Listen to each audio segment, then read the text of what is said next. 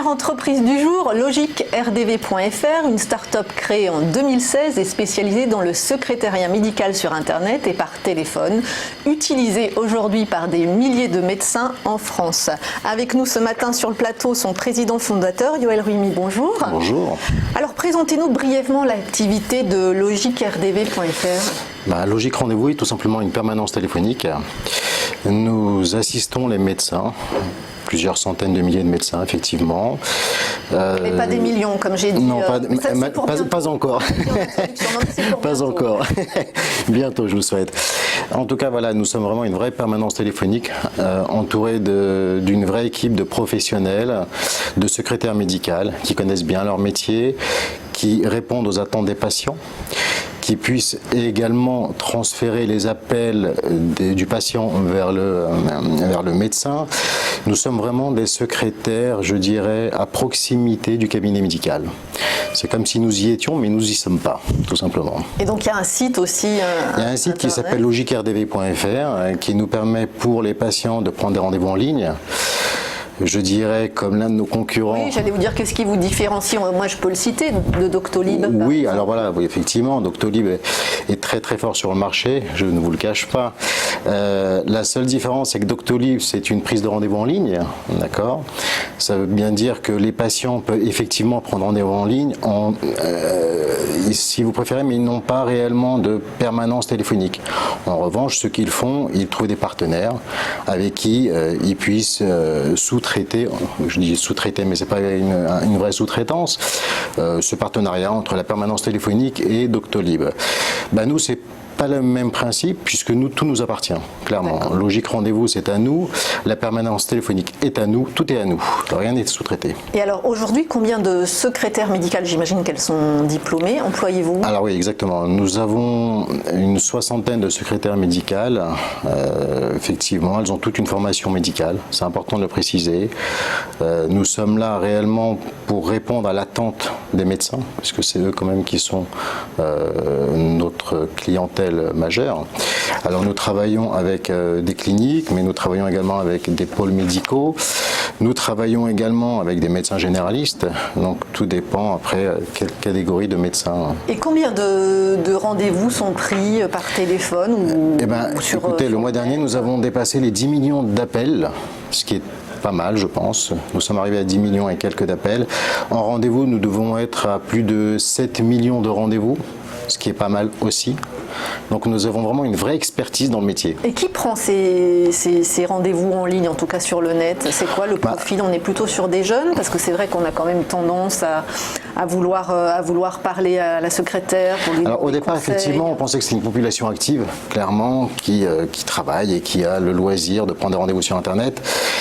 Et on s'est aperçu avec le fil du temps qu'aujourd'hui, une personne âgée sait aussi bien prendre un rendez-vous sur Internet sans aucun problème qu'une personne active, etc. Donc il n'y a plus vraiment de barrière d'âge.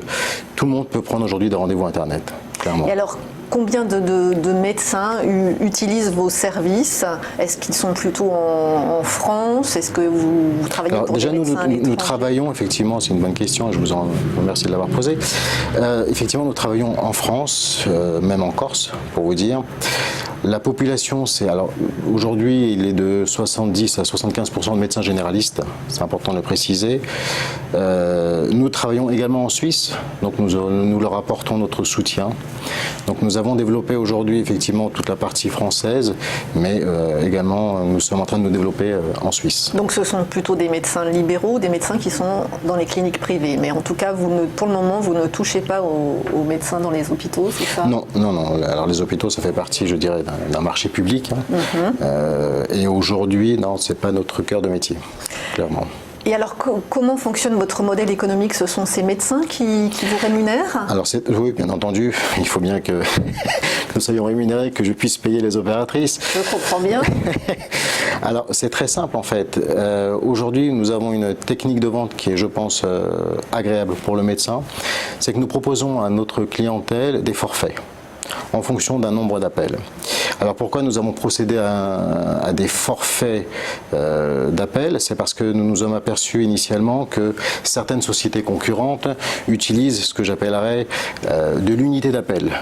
Ça veut dire qu'un patient il appelle à 8h du matin, mais il peut aussi appeler à 11h, mais il peut également appeler à 14h. Donc le patient il appelle autant de fois qu'il veut et on ne va pas l'empêcher. Effectivement, il y a exactement, c'est vraiment nos limites.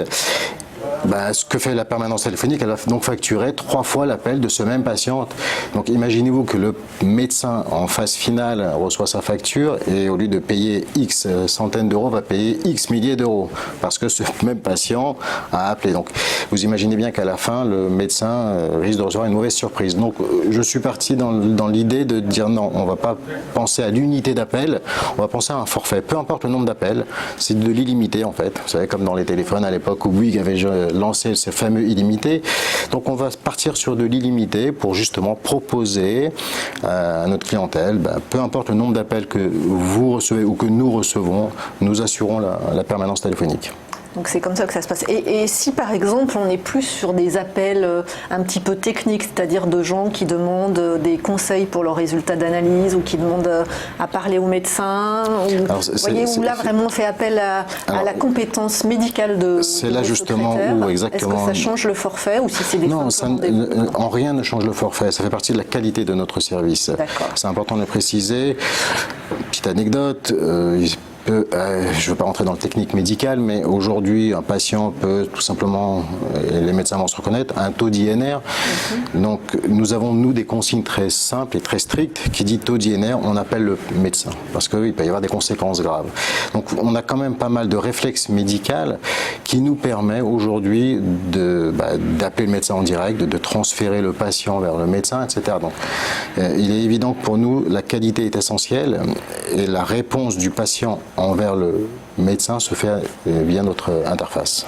Alors, juste comment vous expliquez que justement la santé, qui est quand même un milieu, un univers de proximité où on a besoin de contact humain, comment vous expliquez que les médecins se retrouvent de plus en plus à sous-traiter je vais vous dire, c'est très simple. Leur service de secrétariat la réponse est très simple.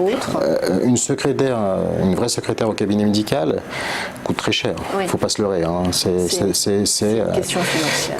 Purement financier.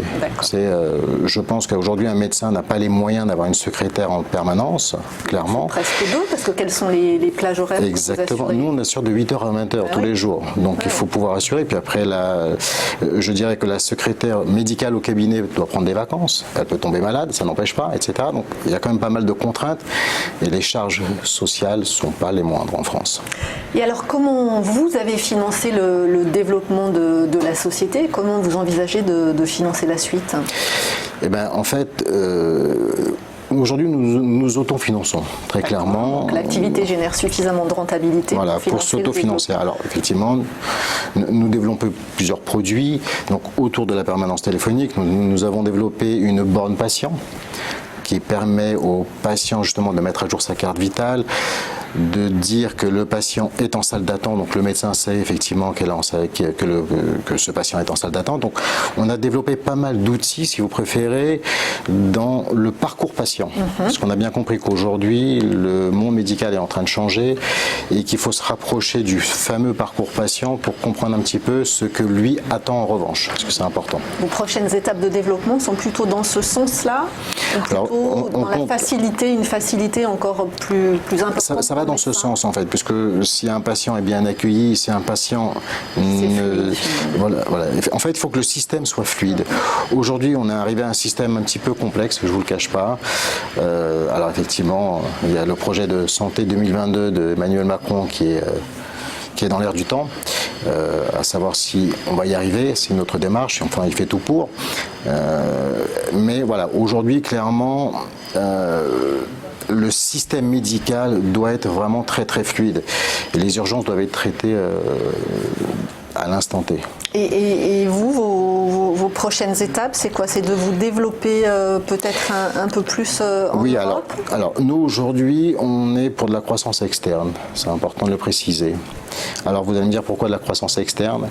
Parce qu'il est moins cher à la finale de grandir avec une autre société, de fusionner avec une. Alors nous sommes en train avec. D'aller acquérir des. Vous savez, un commercial, ça coûte cher, ça coûte très très cher.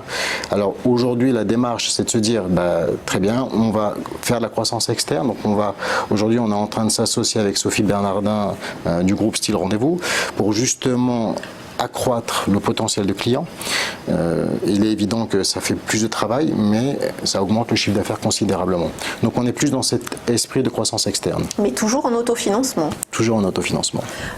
En tout cas, on vous souhaite d'arriver à des millions de médecins comme prévu. Je le souhaite. Merci beaucoup, Yoël Remy. Je le rappelle, vous êtes président fondateur de logiquerendez-vous.fr.